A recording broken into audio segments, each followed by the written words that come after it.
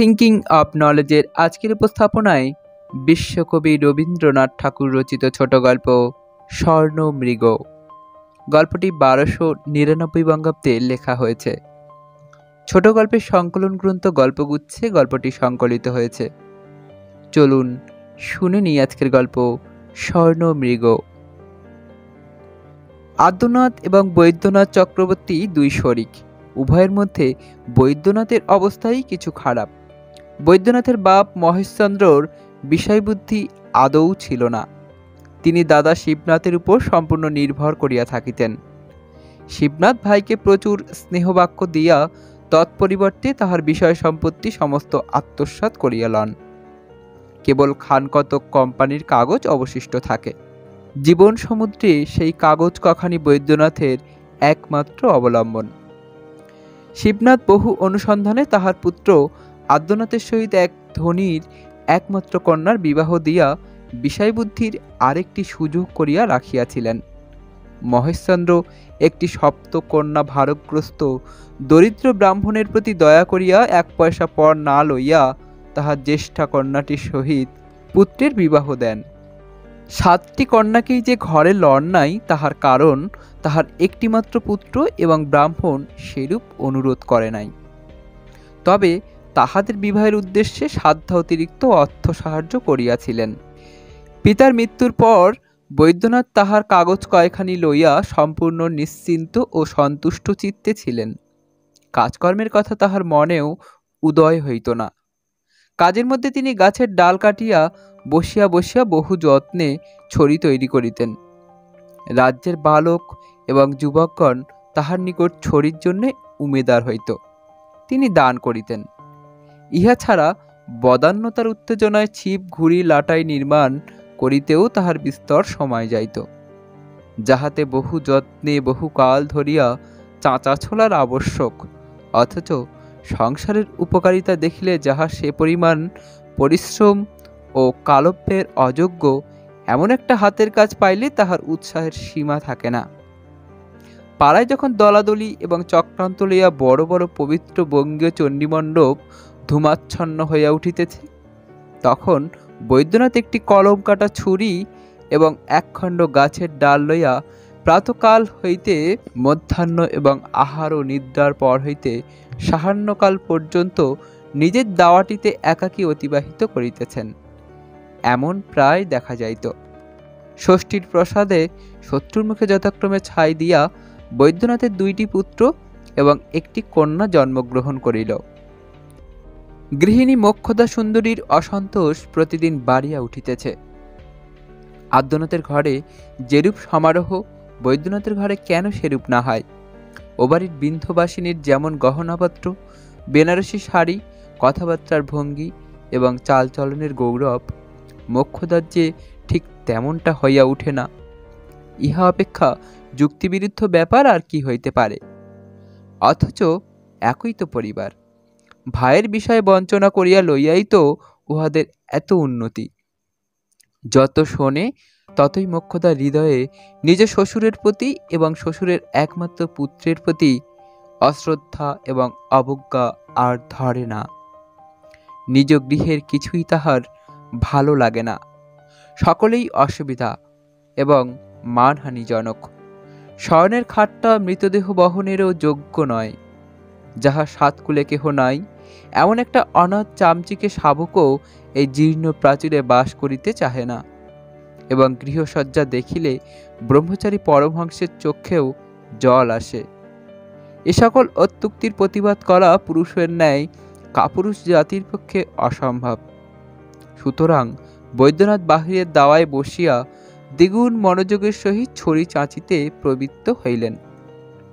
কিন্তু মৌনব্রত বিপদের একমাত্র পরিতারণ নহে। একদিন স্বামীর শিল্পকার্যে বাধা দিয়া গৃহিণী তাহাকে অন্তঃপুরে আহ্বান করিয়া আনিতেন। অত্যন্ত গম্ভীরভাবে অন্যদিকে চাহিয়া বলিতেন, গোয়ালার দুধ বন্ধ করিয়া দাও। বৈদ্যনাথ কিয়ৎক্ষণ স্তব্ধ থাকিয়া নম্রভাবে বলিতেন, দুধটা বন্ধ করিলে কি চলিবে? ছেলেরা খাইবে কি? গৃহিণী উত্তর করিতেন, আমানি। আবার কোনোদিন ইহার বিপরীত ভাব দেখা যাইত। গৃহিণী বৈদ্যনাথকে ডাকিয়া বলিতেন, আমি জানি না, যা করিতে হয় তুমি করো। বৈদ্যনাথ ম্লান মুখে জিজ্ঞাসা করিতেন, কি করিতে হইবে? স্ত্রী বলিতেন, এ মাসের মতো বাজার করিয়া আনো। বলিয়া এমন একটা ফর্দ দিতেন যাহাতে একটা রাজস্ব যজ্ঞ সমারোহের সহিত সম্পূর্ণ হইতে পারিত। বৈদ্যনাথ যদি সাহসপূর্বক প্রশ্ন করিতেন, এত কি আবশ্যক আছে? উত্তর শুনিতেন, তবে ছেলেগুলো না খাইতে পাইয়া মরুক, এবং আমিও যাই, তাহা হইলে তুমি একলা বসিয়া খুব সস্তায় সংসার চালাইতে পারিবে। এইরূপে ক্রমে ক্রমে বৈদ্যনাথ বুঝিতে পারিলেন, ছড়ি চাচিয়া আর চলে না, একটা কিছু উপায় করা চাই। চাকরি করা অথবা ব্যবসা করা বৈদ্যনাথের পক্ষে দুরাশা। অতএব কুবেরের ভাণ্ডারে প্রবেশ করিবার একটা সংক্ষেপ রাস্তা আবিষ্কার করা চাই। একদিন রাত্রে বিছানায় শুইয়া কাতরভাবে প্রার্থনা করিলেন, হে মা জগদম্বে, স্বপ্নে যদি একটা দুঃসাধ্য রোগের পেটেন্ট ঔষধ বলিয়া দাও, কাগজে তাহার বিজ্ঞাপন লিখিবার ভার আমি লইব।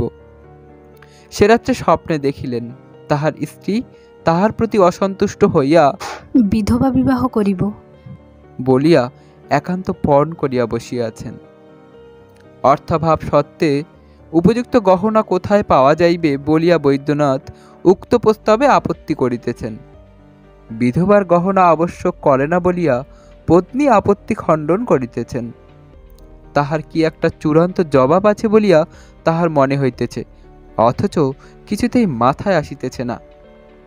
এমন সময় নিদ্রা ভঙ্গ হইয়া দেখিলেন সকাল হইয়াছে, এবং কেন যে তাহার স্ত্রীর বিধবা বিবাহ হইতে পারে না তাহার সদুত্তর তৎক্ষণাৎ মনে পড়িয়া গেল, এবং সেজন্য বোধ করি কিঞ্চিৎ দুঃখিত হইলেন। পরদিন প্রাতকৃত্য সমাপন করিয়া একাকী বসিয়া ঘুড়ির লক তৈরি করিতেছেন। এমন সময় এক সন্ন্যাসী জয়ধ্বনি উচ্চারণ করিয়া দ্বারে আগত হইল। সেই মুহূর্তেই বিদ্যুতের মতো বৈদ্যনাথ ভাবী ঐশ্বর্যের উজ্জ্বল মূর্তি দেখিতে পাইলেন। সন্ন্যাসীকে প্রচুর পরিমাণে আদর অভ্যর্থনা ও আহার্য যোগাইলেন। অনেক সাধ্য সাধনার পর জানিতে পারিলেন সন্ন্যাসী সোনা তৈরি করিতে পারে, এবং সে বিদ্যা তাহাকে দান করিতেও সে অসম্মত হইল না। গৃহিণীও নাচিয়া উঠিলেন। যকৃতের বিকার উপস্থিত হইলে লোকে যেমন সমস্ত হলুদ বর্ণ দেখে, তিনি সেইরূপ পৃথিবীময় সোনা দেখিতে লাগিলেন। কল্পনা কারিগরের দ্বারা শয়নের খাট, গৃহসজ্জা এবং গৃহপ্রাচীর পর্যন্ত সোনায় মণ্ডিত করিয়া মনে মনে বিন্ধ্যবাসিনীকে নিমন্ত্রণ করিলেন। সন্ন্যাসী প্রতিদিন 2 সের করিয়া দুগ্ধ এবং 1.5 সের করিয়া মোহনভোগ খাইতে লাগিল, এবং বৈদ্যনাথের কোম্পানির কাগজ দহন করিয়া অজস্র রৌপ্য রস নিশ্চিত করিয়া রইল। ছিপ ছড়ি লাটাইয়ের কাঙালরা বৈদ্যনাথের রুদ্ধদ্বারে নিষ্ফল আঘাত করিয়া চলিয়া যায়। ঘরের ছেলেগুলো যথাসময়ে খাইতে পায় না, পড়িয়া গিয়া কপাল ফুলায়, কাঁদিয়া আকাশ ফাটাইয়া দেয়। কর্তা গৃহিণী কাহারও ভ্রুক্ষেপ নাই। নিস্তব্ধভাবে অগ্নিকুণ্ডের সম্মুখে বসিয়া কটাহের দিকে চাহিয়া উভয়ের চক্ষে পল্লব নাই, মুখে কথা নাই। তৃষিত একাগ্র নেত্রে অবিশ্রাম অগ্নিশিখার প্রতিবিম্ব পড়িয়া চোখের মণি যেন স্পর্শ মণির গুণ প্রাপ্ত হইল। দৃষ্টিপথ সাহান্যে সূর্যাস্ত পথের মতো জ্বলন্ত সুবর্ণ প্রলেপে রাঙা হইয়া উঠিল। 2খানা কোম্পানির কাগজ এই স্বর্ণ অগ্নিতে আহুতি দেওয়ার পর একদিন সন্ন্যাসী আশ্বাস দিল, কাল সোনার রং ধরিবে। সেদিন রাত্রে আর কাহারও ঘুম হইল না।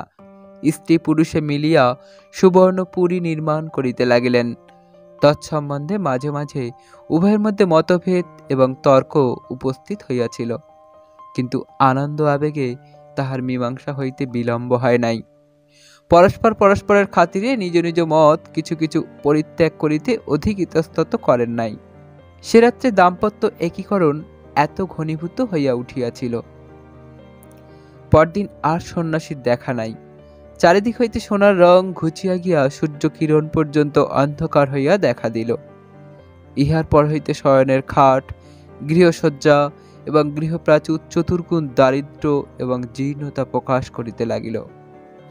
এখন হইতে গৃহকার্যে বৈদ্যনাথ কোন একটা সামান্য মত প্রকাশ করিতে গেলে গৃহিণী তীব্র মধুস্বরে বলেন, বুদ্ধির পরিচয় অনেক দিয়াছ, এখন কিছুদিন ক্ষান্ত থাকো। বৈদ্যনাথ একেবারে নিবিয়া যায়। মোক্ষদা এমনই একটা শ্রেষ্ঠতার ভাব ধারণ করিয়াছে, যেন এই স্বর্ণমরীচিকায় সে নিজে এক মুহূর্তের জন্য আশ্বস্ত হয় নাই। অপরাধী বৈদ্যনাথ স্ত্রীকে কিঞ্চিৎ সন্তুষ্ট করিবার জন্য বিবিধ উপায় চিন্তা করিতে লাগিলেন। একদিন একটি চতুষ্কোণ মোড়কে গোপন উপহার লইয়া স্ত্রীর নিকট গিয়া প্রচুর হাস্য বিকাশপূর্বক অতিশয় চতুরতার সহিত ঘাড় নাড়িয়া কহিলেন, কি আনিয়াছি বলো দেখি।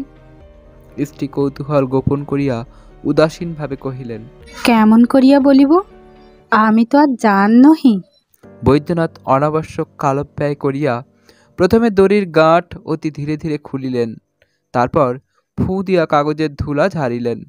তাহার পর অতি সাবধানে এক এক ভাঁজ করিয়া কাগজের মোড়ক খুলিয়া আর্ট স্টুডিওর রং করা দশমহাবিদ্যার ছবি বাহির করিয়া আলোর দিকে ফিরাইয়া গৃহিণীর সম্মুখে ধরিলেন।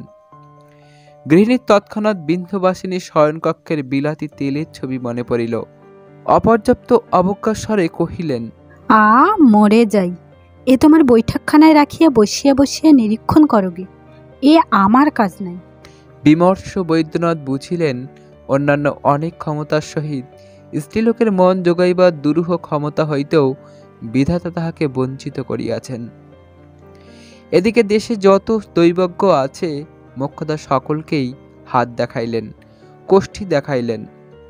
সকলেই বলিল তিনি সধবাবস্থায় মরিবেন, কিন্তু সেই পরম আনন্দময় পরিণামের জন্যই তিনি একান্ত ব্যগ্র ছিলেন না। অতএব ইহাতেও তাহার কৌতূহল নিবৃত্তি হইল না। শুনিলেন তাহার সন্তান ভাগ্য ভালো, পুত্রকন্যায় তাহার গৃহ অবিলম্বে পরিপূর্ণ হইয়া উঠিবার সম্ভাবনা আছে। শুনিয়া তিনি বিশেষ প্রফুল্লতা প্রকাশ করিলেন না। অবশেষে একজন গণিয়া বলিল, বৎসরখানেকের মধ্যে যদি বৈদ্যনাথ দৈবধন প্রাপ্ত না হন, তাহা হইলে গণক তাহার পাঁজি পুঁথি সমস্তই পুড়িয়া ফেলিবে। গণকের এইরূপ নিদারুণ পণ শুনিয়া মোক্ষদার মনে আর তিলমাত্র অবিশ্বাসের কারণ রহিল না। গণৎকাত্য প্রচুর পারিতোষিক লইয়া বিদায় হইয়াছেন, কিন্তু বৈদ্যনাথের জীবন দুর্বহ হইয়া উঠিল। ধন উপার্জনের কতকগুলি সাধারণ প্রচলিত পথ আছে, যেমন চাষ, চাকরি, ব্যবসা, চুরি এবং প্রতারণা, কিন্তু দৈবধন উপার্জনের সেরূপ কোনো নির্দিষ্ট উপায় নাই। এই জন্য মোক্ষদা বৈদ্যনাথকে যতই উৎসাহ দেন এবং ভৎসনা করেন, বৈদ্যনাথ ততই কোনো দিকে রাস্তা দেখিতে পান না। কোনখানে খুঁড়িতে আরম্ভ করিবেন, কোন পুকুরে ডুবুরি নামাইবেন, বাড়ির কোন প্রাচীরটা ভাঙিতে হইবে, ভাবিয়া কিছু স্থির করিতে পারেন না। মোক্ষদা নিতান্ত বিরক্ত হইয়া স্বামীকে জানাইলেন যে পুরুষ মানুষের মাথায় যে মস্তিষ্কের পরিবর্তে এতটা গোময় থাকিতে পারে, তাহা তাহার পূর্বে ধারণা ছিল না। বলিলেন, একটু নাড়িয়া চাড়িয়া দেখো, হাঁ করিয়া বসিয়া থাকিলে কি আকাশ হইতে টাকা বৃষ্টি হইবে? কথাটা সঙ্গত বটে এবং বৈদ্যনাথের একান্ত ইচ্ছাও তাই, কিন্তু কোন দিকে নড়িবেন, কিসের উপর চড়িবেন, তাহা যে কেহ বলিয়া দেয় না। অতএব দাওয়ায় বসিয়া বৈদ্যনাথ আবার ছড়ি চাঁচিতে লাগিলেন। এদিকে আশ্বিন মাসে দুর্গোৎসব নিকটবর্তী হইল। চতুর্থীর দিন হইতেই ঘাটে নৌকা আসিয়া লাগিতে লাগিল। প্রবাসীরা দেশে ফিরিয়া আসিতেছে। ঝুড়িতে মানকচু, কুমড়া, শুষ্ক নারিকেল, টিনের বাক্সের মধ্যে ছেলেদের জন্য জুতা, ছাতা, কাপড় এবং প্রেয়সীর জন্য এসেন্স, সাবান, নতুন গল্পের বই এবং সুবাসিত নারিকেল তৈল। মেঘমুক্ত আকাশে শরতের সূর্যকিরণ উৎসবের হাস্যের মতো ব্যাপ্ত হইয়া পড়িয়াছে। পক্কপ্রায় ধান্যক্ষেত্র থরথর করিয়া কাঁপিতেছে। বর্ষা ধৌত সতেজ তরুপল্লব নবশীত বায়ুতে শিরশির করিয়া উঠিতেছে এবং তসরের চায়না কোট পরিয়া কাঁধে একটি পাকানো চাদর ঝুলাইয়া ছাতি মাথায় প্রত্যাগত পথিকেরা মাঠের পথ দিয়া ঘরের মুখে চলিয়াছে।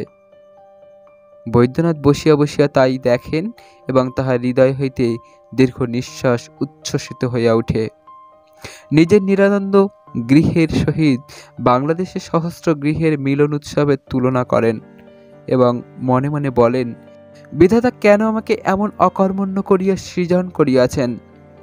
ছেলেরা ভোরে উঠিয়াই প্রতিমা নির্মাণ দেখিবার জন্য আদ্যনাথের বাড়ির প্রাঙ্গণে গিয়া হাজির হইয়াছিল। খাবার বেলা হইলে দাসী তাহাদিগকে বলপূর্বক গ্রেপ্তার করিয়া লইয়া আসিল।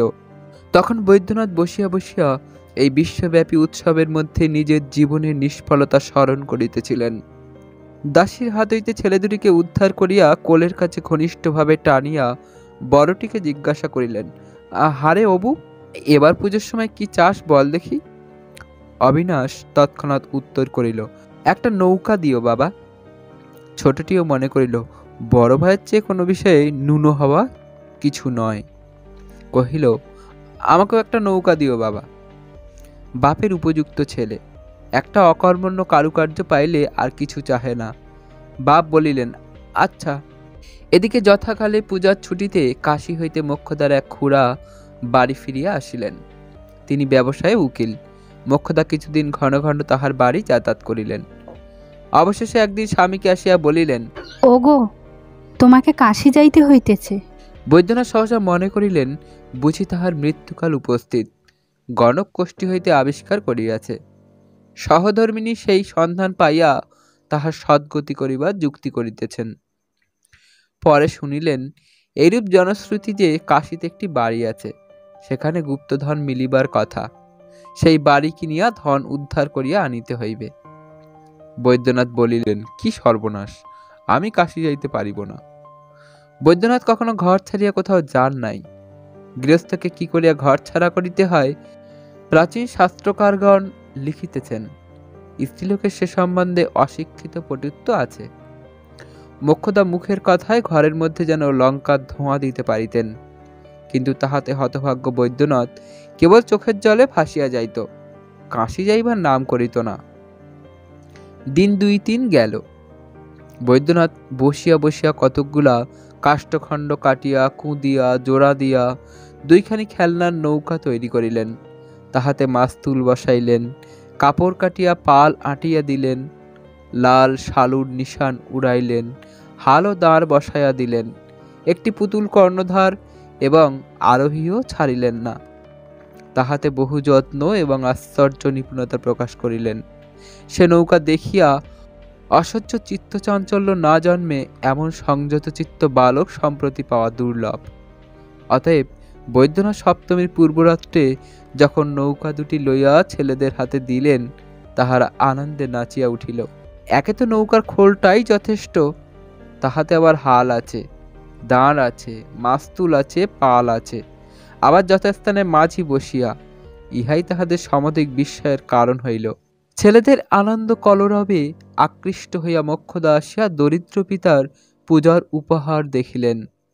দেখিয়া রাগিয়া কাঁদিয়া কপালে করাঘাত করিয়া খেলনা দুটো কাড়িয়া জানলার বাহিরে ছুঁড়িয়া ফেলিয়া দিলেন। সোনার হার গেল, সাটিনের জামা গেল, জরির টুপি গেল, শেষে কিনা হতভাগ্য মনুষ্য 2খানি খেলনা দিয়া নিজের ছেলেকে প্রতারণা করিতে আসিয়াছে, তাও আবার 2 পয়সা ব্যয় নয়, নিজের হাতে নির্মাণ। ছোট ছেলে তো ঊর্ধ্বশ্বাসে কাঁদিতে লাগিল। বোকা ছেলে বলিয়া তাহাকে মোক্ষদা ঠাস করিয়া চড়াইয়া দিলেন। বড় ছেলেটি বাপের মুখের দিকে চাহিয়া নিজের দুঃখ ভুলিয়া গেল। উল্লাসের ভান মাত্র করিয়া কহিল, বাবা, আমি কাল ভোরে গিয়ে কুড়িয়ে নিয়ে আসব। বৈদ্যনাথ তাহার পরদিন কাশী যাইতে সম্মত হইলেন।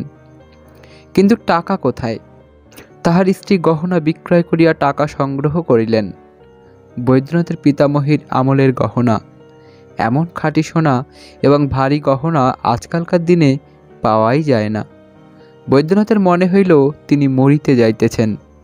ছেলেদের কোলে করিয়া চুম্বন করিয়া শাস্ত্রনেত্রে বাড়ি হইতে বাহির হইলেন। তখন মোক্ষদাও কাঁদিতে লাগিলেন। কাশীর বাড়িওয়ালা বৈদ্যনাথের খুড়শ্বশুরের মক্কেল, বোধ করি সেই কারণেই বাড়ি খুব চড়া দামেই বিক্রয় হইল। বৈদ্যনাথ একাকী বাড়ি দখল করিয়া বসিলেন। একেবারে নদীর উপরেই বাড়ি, ভিত্তি ধৌত করিয়া নদীর স্রোত প্রবাহিত হইতেছে। রাত্রে বৈদ্যনাথের গা ছমছম করিতে লাগিল। শূন্য গৃহে শিয়রের কাছে প্রদীপ জ্বালাইয়া চাদর মুড়ি দিয়া শয়ন করিলেন, কিন্তু কিছুতেই নিদ্রা হয় না। গভীর রাত্রে যখন সমস্ত কোলাহল থামিয়া গেল, তখন কোথা হইতে একটা ঝনঝন শব্দ শুনিয়া বৈদ্যনাথ চমকিয়া উঠিলেন। শব্দ মৃদু কিন্তু পরিষ্কার, যেন পাতালে বলিরাজের ভাণ্ডারে কোষা অধ্যক্ষ বসিয়া বসিয়া টাকা গণনা করিতেছে। বৈদ্যনাথের মনে ভয় হইল, কৌতূহল হইল এবং সেই সঙ্গে দুর্জয় আশার সঞ্চার হইল। কম্পিত হস্তে প্রদীপ লইয়া ঘরে ঘরে ফিরিলেন। এ ঘরে গেলে মনে হয় শব্দ ও ঘর হইতে আসিতেছে, ও ঘরে গেলে মনে হয় এ ঘর হইতে আসিতেছে। বৈদ্যনাথ সমস্ত রাত্রি কেবলই এ ঘর ও ঘর করিলেন।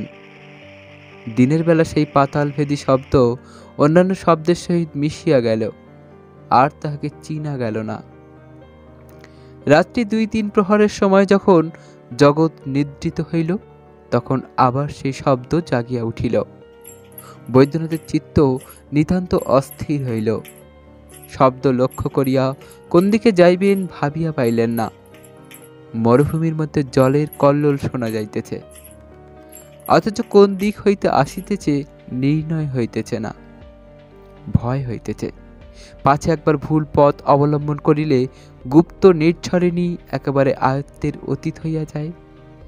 তৃষিত প্রতীক স্তব্ধভাবে দাঁড়াইয়া প্রাণপণে কান খাড়া করিয়া থাকে। এদিকে তৃষ্ণা উত্তর প্রবল হইয়া উঠে। বৈদ্যনাথের সেই অবস্থা হইল।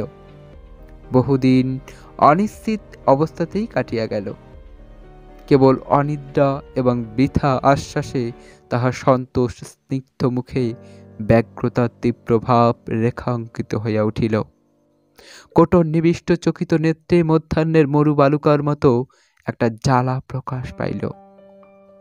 অবশেষে একদিন দ্বীপ্রহরে সমস্ত দ্বার রুদ্ধ করিয়া ঘরের মেঝেময় শাবল ঠুকিয়া শব্দ করিতে লাগিলেন।